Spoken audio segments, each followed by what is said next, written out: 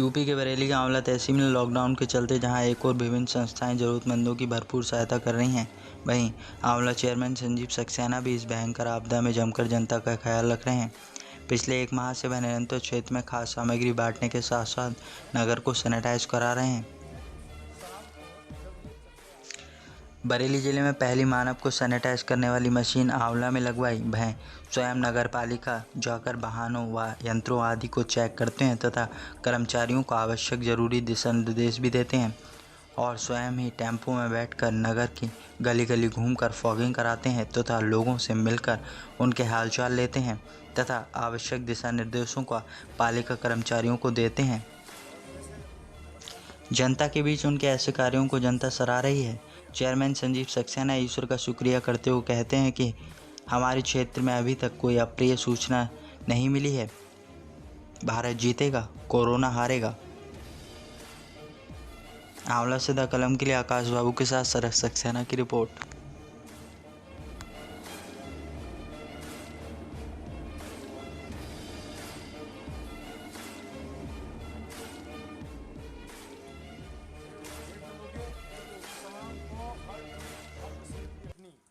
जो प्रयास कर रहे हैं कि फॉगिंग हो और सैनिटाइजर हो, क्या कहना चाहेंगे इस बारे में? देखिए, नगर पालिका आंवला लगातार जब से लॉकडाउन हुआ है तब से लगातार नगर पालिका का प्रयास है कि हमारे नगर की सफाई व्यवस्था बहुत अच्छी रहे और उस पर हमारी पूरी पैनी नज़र है।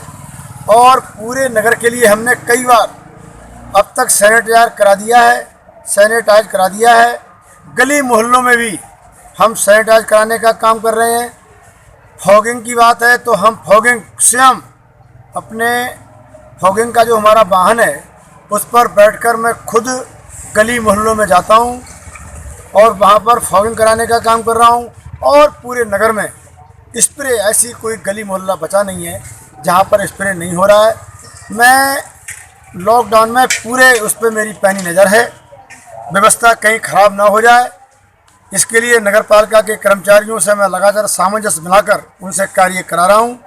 और प्रतिदिन का मेरा काम है कि शाम को मैं 5 बजे नगर पालिका जाता हूं और नगर पालिका जाकर प्रत्येक वाहन को, चाहे मेरी जेसीबी हो, चाहे मेरा सैनिटाइज करने का टैंकर हो, चाहे कूड़े के मेरे वाहन हो, हर वाहन को मैं खुद जाकर अपना, चाहे स्प्रे की मशीन हो उसको मैं खुद जाकर चेक करने का काम करता हूं, जिससे किसी प्रकार से शाम के टाइम ये ना हो कि हमारा ये वाहन ठीक नहीं है, हमारे वाहन में डीजल नहीं है, हमारे वाहन में ऐसा नहीं है।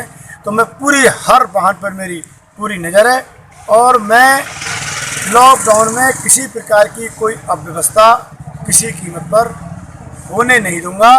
मेरा पूरा प्रयास है कि मैं अपने नगरवासियों को नगर पालिका से जितनी भी सुविधाएं दी जा सकती हैं वो सुविधाएं देने के लिए मैं पूरी तरीके से प्रयासरत हूँ। और इसके लिए मैं गली मोहल्लों में अपने सामने जाकर खुद 3 व्हीलर में बैठकर फॉगिंग कराने का काम करता हूँ।